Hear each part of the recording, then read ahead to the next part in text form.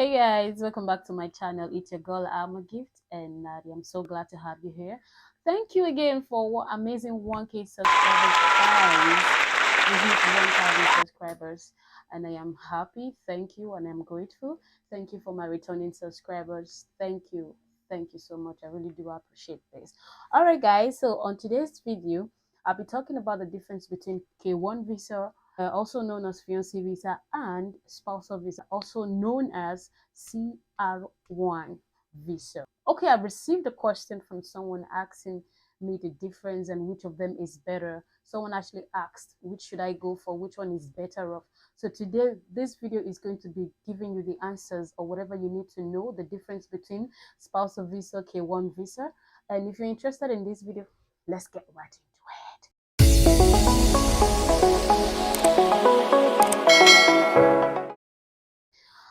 All right, so guys, for those of you who are wondering, you want to go for this, and you're wondering which should we go for, and how do we, which one is better? We're trying to compare, weigh them, and to make our decisions. And this is it, voila, guys.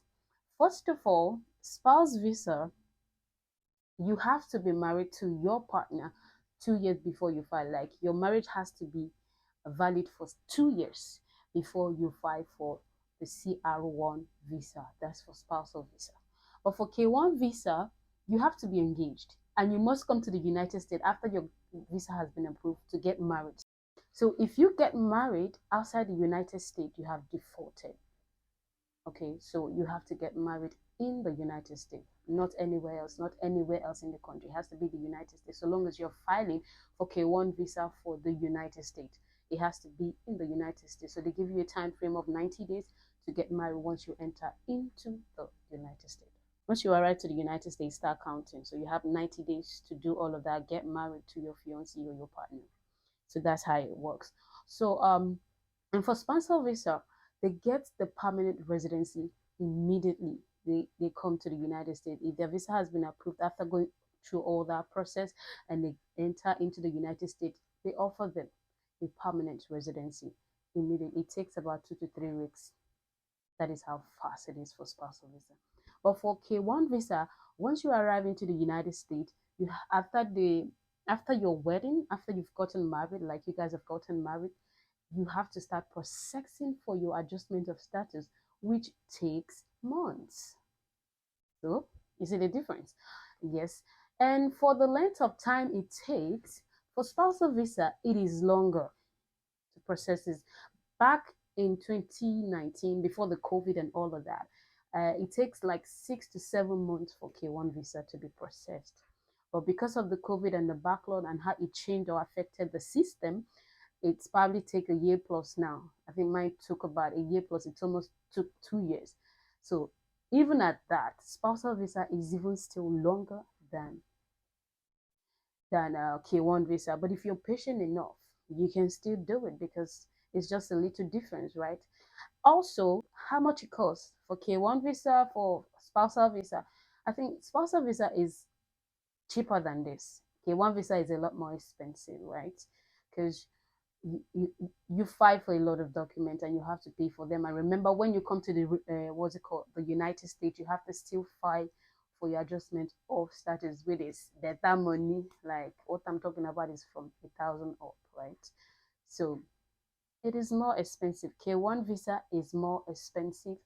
It costs more, although it is shorter, but the process takes longer because after you've gotten your visa, instead of you to come here and enjoy your stay, you start processing again. Sometimes for some people who can deal with staying at home and waiting for the adjustment of status to be ready, it gets really boring, and that's it.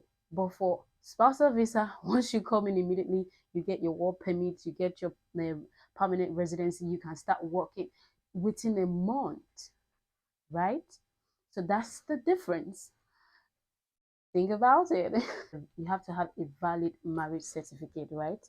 A valid marriage certificate. And you have to be married for 2 years before you can start processing for your spousal visa. And for fiancé visa, you have to get engaged. And you and your spouse must have met in person within 1 year or 2 years of dating, within 2 years of dating. So you could probably like date in a year. That's okay. You and your fiancé or your fiancée uh, will have to meet in person. That is like a must, because at the end of the day, you have to provide evidence of your relationship, engagement, and all of that. Proof of your relationship, proof of your relationship, proof of your engagement, and all of that. Marriage visa too, you have to still provide for proof of your relationship, proof of your court wedding, which is the marriage uh, certificate, the valid one, and pictures of your wedding and all of that. Proof of that marriage, you have to still provide that. So all those things are check and balance. So they are literally like somehow uh, almost the same requirements somehow, but this other one pays off so well, and this other one is faster, more expensive, but you have to go through all that process, which takes a lot of time. For all of us who are so eager to come to the United States and get a job and start doing something immediately, Fiancé visa, it doesn't work that way. You have to come to the United States and start processing for your K-1. And through the period of processing, you have to stay home. You can't do anything because it's against the law for you to start working while you don't have a valid work permit. You can't do that. It's not allowed. All right, so also for sponsor visa, you need an affidavit of support from your sponsor, just like K-1 visa. So both of them need affidavit of support, and also the sponsor has to meet the poverty guideline of the United States. So they have a poverty guideline. You just have to meet the poverty guideline. The same thing as K-1 visa, depending on your household, right? So both of them requires that you provide affidavit of support financially, right? For spousal visa, if your sponsor doesn't meet the requirement, the financial requirement, like the affidavit of support, you can always ask a friend, family members, so long as the person is a citizen in the United States, they can actually support you, right? So that's one good thing about. So the same goes for fiancé visa. So both of them, that they share the same thing, affidavit of support. If your fiance can't meet up with that, your friend, any family member can actually come up and still support, so long as they are citizens living in the United States. That's it. That's actually it. That's it for it. So running over it, remember, it's your decision, so you have to decide which do you want. And I'll keep saying it, if I had known the things I know now, I would go for spousal visa, because coming to the United States and filing for adjustment of status, it takes months, and sometimes you stay home and you get bored. You have a partner who's going to show you around, but they job, right? So sometimes you be home and you get so really bored. And but one of the things I find doing while I was waiting was to do one or two courses online, and of course create my content. And I am so blessed that my partner, during the weekend, he takes me out, and I just go out just like unwind. So if you're the kind of person that you don't like staying indoor and you fight for K-1 visa, I promise you, you're gonna stay indoor for some months. That's how it works. But if you love to like come to the United States and get it, hit it, you need to make money, you need to start working immediately, spousal visa is for you. So because once you get here, um, you will receive your permanent residency upon arrival, like immediately. So that's it. And for K-1 visa, it takes months. So all these things you have to check them. But for the document, they are literally the same, because of course you have to prove, all of them has, you have to prove the relationship, you have to prove the relationship that you guys are in a relationship, and it's genuine for K-1 visa. And for spousal visa too, you have to prove that you are in uh that you guys are married for real. You have a valid certificate. Something happened sometime, and a lady came to the interview and they said that the certificate she had, that they couldn't process it. They tried to check it online, and for some reason they were saying that the certificate is not valid. So you have to be sure, very careful. If you get married any other country, wherever it is, make sure that your marriage certificate is valid.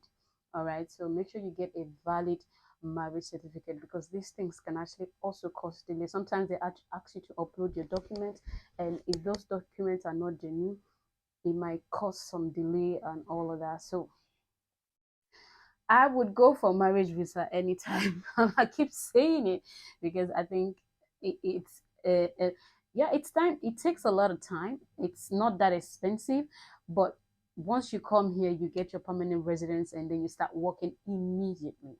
Immediately. So that's about it. So guys, thank you for watching this video.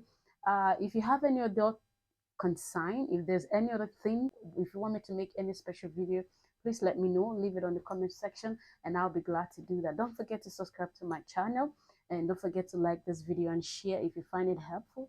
Please, please, please, please subscribe to my channel, guys. And I'm so grateful that we hit 1K subscribers. Thank you to my amazing 1K subscribers. I love you guys so much. I love you guys so much. And please don't forget to hit the notification bell so that whenever I post a new video, you will be the first to know. Thank you again, and I love you guys. For now, gotcha. Bye for now. See you on my next video.